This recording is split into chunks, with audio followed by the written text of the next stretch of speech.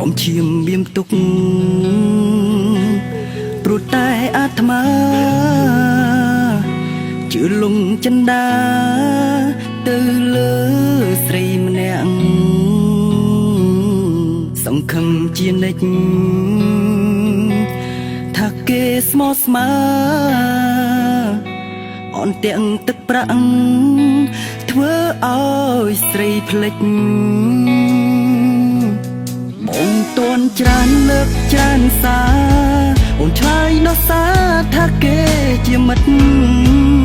បងក៏មិនដេញដោលព្រោះជឿចិត្តព្រោះបងមិនដែលគិតថាស្រស់ជីវ៉ាអូនចាញ់ក្បត់ដឹងទេបងក៏ចេះហត់តាមចាប់អូនក្បត់ស្រីស្បន់បំពេញជាច្រើនឆ្នាំប្រែគ្នានៃចំពោះរូបស្រីអូនស្នេហ៍អ្នកថ្មីស្នេហ៍កូនសេដ្ឋីអ្វីក៏មានរូបបងក្របានត្រឹម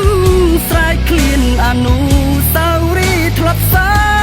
ងធ្វើឲ្យបងក៏ឈាមស្នេហ៍បរាជ័យ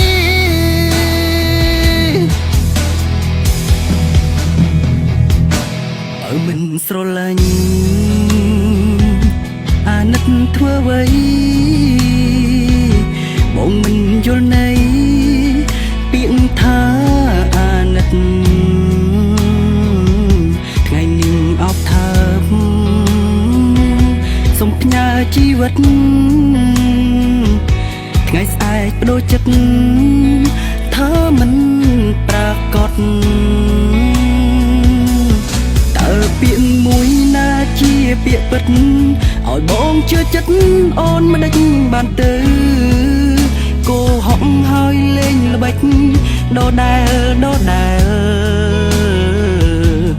មិនហ៊ានខឹងនឹងអូនទេជូនពើមីមេសំបំណងកុំក្បត់គេដូចក្បត់បងកំពីវាឆ្លងស្រីអង្គអនាគតជាច្រើនឆ្នាំប្រែគ្នានៃចំពោះរូបស្រីព្រោះអូនមានថ្មីស្នេហ៍កូនសេដ្ឋីអ្វីក៏មាន